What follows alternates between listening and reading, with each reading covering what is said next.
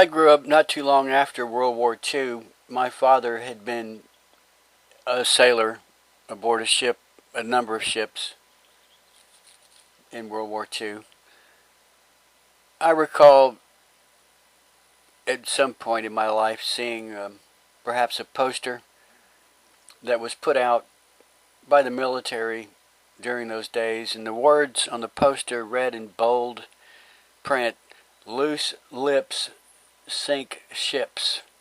And the idea behind it was when sailors go into port, when sailors en route to their station or their theater of operation or wherever, keep your mouth shut, because you don't know who might be listening. When you go into a bar and you start talking, don't say anything about the ship and its destination. Just don't reveal anything about the ship, because that could be passed on to the enemy, and it could lead to a torpedo hitting the ship.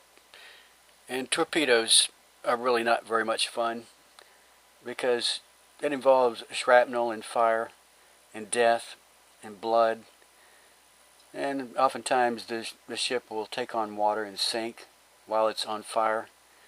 So you might go over the railing of the ship into the cold water filled with diesel fuel, spilled diesel fuel, which may be on fire, maybe not, but either case it's going to be unpleasant.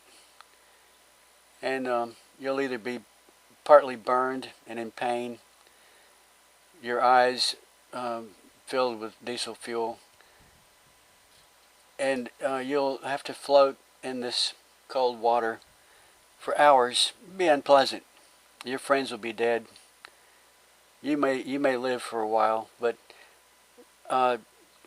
just remember, when you go in a bar, keep your mouth shut about the details about the ship, because loose lips sink ships. Okay? Well, okay, suppose it's 1943, 44, and you've got people on your team that don't understand this principle. You got people on your team working at Los Alamos Laboratory who don't understand that America is at war, who just don't have the facts. It just hasn't dawned on them. And they don't know that they ought not to take plans, for example, of how to build an atomic bomb and pass it to people, just in order to be helpful. Just try to be helpful. We figure, why should the United States be the only one to have a bomb? How come everybody didn't have a bomb? Here's your copy. You need more details on the proximity fuse? I'll see what I can find. Okay, I'll get back with you. I'll meet you in the park, Sunday afternoon, and I'll have your plans, stuffed in a plain brown envelope. Because, we're all friends. I believe in sharing. Well, this person who'd pass secrets to the Soviet Union could allow the Soviets to get a bomb years ahead of the time they would have gotten a bomb if they had done it by their own efforts. Perhaps never would have gotten a bomb ever, left to their own devices, but having the secrets that you provided, they get the bomb and they're suddenly emboldened, and they raise trouble. They cause trouble for us in Korea, for example. Okay, your fathers and cousins and uncles and neighbors are all sent off to Korea to fight a war because the communists are emboldened because they know they've got the bomb. Your neighbors and your cousins and your uncles are being killed in Korea because of what Mr. Rosenberg did in sharing those secrets and providing the Soviet Union with a bomb. Your countrymen are dying because of what helpful Mr. Rosenberg did by sharing secrets.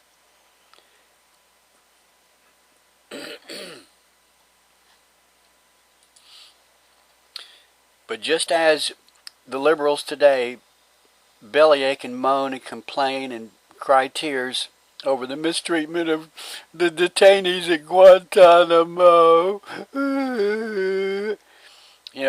picture Rosie O'Donnell taken up for the terrorists, imagining that they're being uncomfortable, that they're, the field where they play soccer is like too small, and they're really going through hell, and maybe Guantanamo is boring, so Rosie O'Donnell is taking up the cause of these detainees, unjustly persecuted by the United States. Okay, well, just as there are people like Rosie O'Donnell, there are people that take up the cause of Mr. Rosenberg and point the finger at the United States government, saying the U.S. is evil empire that persecuted an innocent man and his wife. Her only crime was that she was married to Julius. She didn't do anything wrong, and y'all electrocuted her. You electrocuted her so bad that smoke rose from her head. This is terrible. The United States is so bad. Okay, this came back into the public attention last year when the, quote, National Security Archives, a left-wing quack organization that goes by the name National Security Archives, sued a portion of the U.S. government for the release of the transcripts of the trial, the Rosenberg trial. And so parts of it were released, and this led to a sequence of events, namely a kind of a partial confession on the part of an elderly Mr. Sobell, who happened to know the fellow I've been showing you, the fellow whose picture I've been showing you recently in my videos, named Earl Browder. Earl Browder, communist, that was in jail in 1917. Remember that Earl Browder? This all has to do with communist infiltration.